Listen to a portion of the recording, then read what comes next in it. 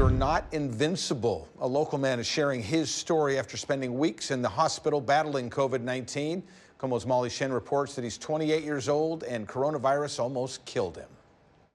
My name is Matthew Robertson, and I am 28 years old from Shoreline, Washington. My test came back positive for COVID-19. Healthy just a month ago, this is Matt Robertson today, doing physical therapy, trying to regain his strength after battling the coronavirus. I know a lot of people are still kind of in that belief that, oh, I'm young and healthy, therefore it probably won't have a profound effect on me. But I mean, obviously from my case, it just, and probably other people's cases too, it just kind of proves that that kind of mentality isn't always true. Matt spent 2 weeks at Swedish Hospital in Issaquah after what started off feeling like a cold spiraled into chest pain and trouble breathing. He was unconscious and on a ventilator. My case could have been more tragic, and that there was, that chance that I could have not made it through this. Health experts are now issuing similar warnings. Today, I have a message for young people. You're not invincible.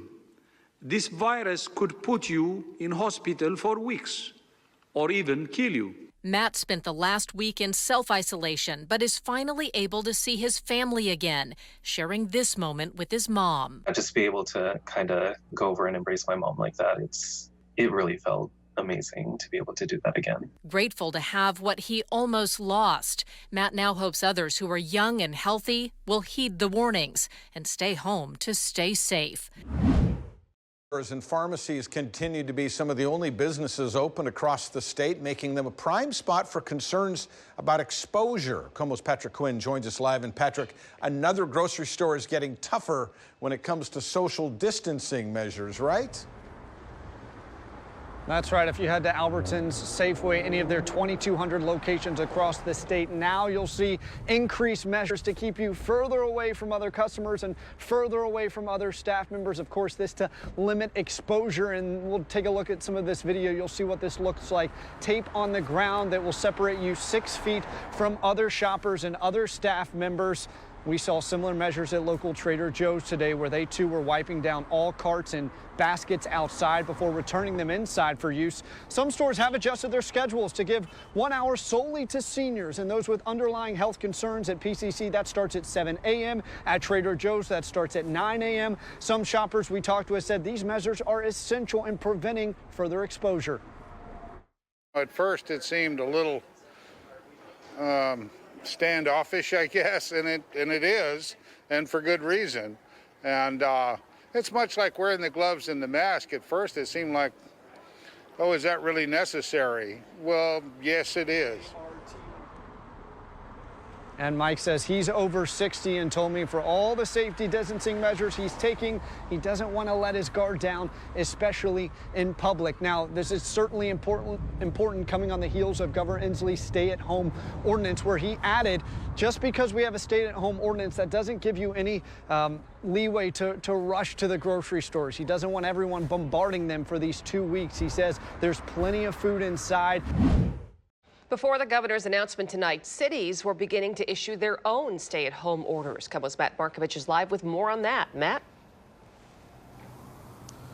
Yeah, Mary, just to put in perspective, last week the governor didn't want to issue a stay-at-home directive. He's a little short on that. He didn't want to do it just then. But the cities, after seeing what happened over the weekend with people in parks, at the beaches and congregating, they started issuing their own stay-at-home orders today, possibly putting pressure on the governor to do the same. The mayor of Everett was the first. The entire focus of what we're doing as a city has changed. And now the mayor of Edmonds. Shall, until further notice, stay home, except for certain essential activities. There are stay-at-home orders, each city taking it upon themselves to do what they think is best. Doing things city by city is it's challenging and it's confusing to people. Dana Ralph is the mayor of Kent, but also the president of the association representing every city in King County except Seattle. She says cities are split 50-50 on issuing their own stay-at-home orders. If that's going to come, I would prefer that it come at either a county or a state level. While governors in California and Oregon have given the order, Governor Inslee has not until now. In the case of Edmonds, the list of what's considered essential services is long, and it includes dry cleaners and body shops. And there's a lot of exceptions that some people may see in here, but I don't think I want us to focus on what is it we can do. It's trying to protect everybody, and the whole idea here is we're trying to keep people home. As for enforcement, the Edmonds police chief doesn't want to arrest anybody for gathering in a group. If there is a failure to disperse at that point, it'd be like any other situation to where someone is doing something that they shouldn't do, and we progress as appropriate. Now, the governor's directive supersedes what mayors and cities can do, but mayors and cities can do something else and add it onto it, like close parks, and that's exactly what the city of Kent did today.